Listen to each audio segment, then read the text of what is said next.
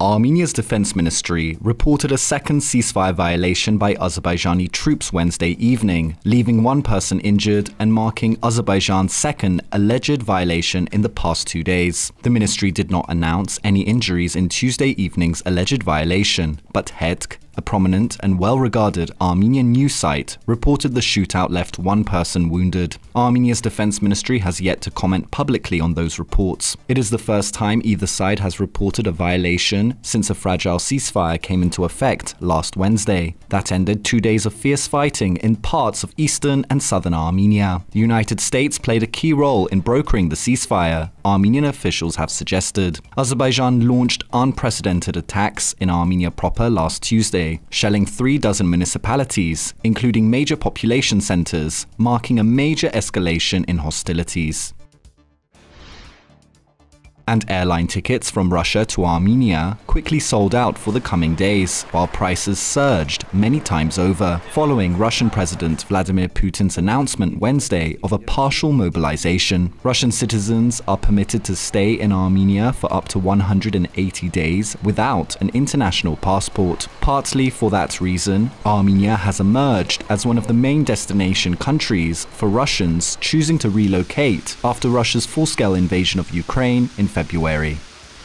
And 35 leading Armenian non-governmental organizations called for Vahe Ghazaryan, Armenia's police chief, to be dismissed in a joint statement after officers detained relatives of soldiers killed in the 2020 Karabakh War the day prior for attempting to prevent senior officials from holding a ceremony to mark Armenia's independence at a major military cemetery. Videos showing officers detaining about 36 people before Pashinyan and other officials arrived for an Independence Day ceremony quickly went viral online. All those who had been detained were released after Pashinyan and other officials held a wreath-laying ceremony. The police defended its actions in a statement, adding that Ghazaryan would launch an internal inquiry into the matter.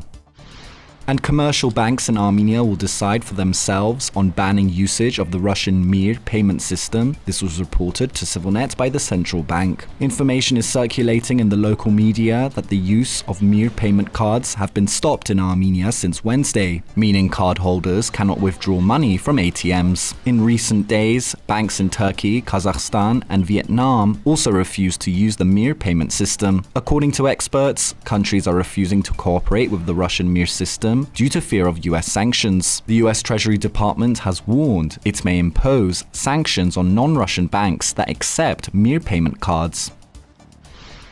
And as Armenian Prime Minister Nikol Pashinyan arrived in New York City to attend this year's UN General Assembly, US President Joe Biden released a statement marking Armenian Independence Day. Biden's statement said that recent hostilities underscore the need to redouble our diplomacy so that Armenia can look to a prosperous and peaceful future, which includes normalizing relations with its neighbors. Biden added that the US stands with Armenia as the country continues to work to fight corruption, develop accountable institutions, strengthen the rule of law, and strengthen respect for human rights. Meanwhile, the head of the CSTO, a Russian-led military alliance, is in Yerevan to hold talks with Armenian officials. Stanislav Zas, the CSTO chief, met with the chief of the General Staff of the Armed Forces, Eduard Asryan, in Yerevan, as well as with Defense Minister Suren Papikyan and other high-level officials. According to a CSTO statement, there was a thorough discussion about the situation in some parts of the border regions of Armenia, and further possible measures of the organization in the existing situation were discussed.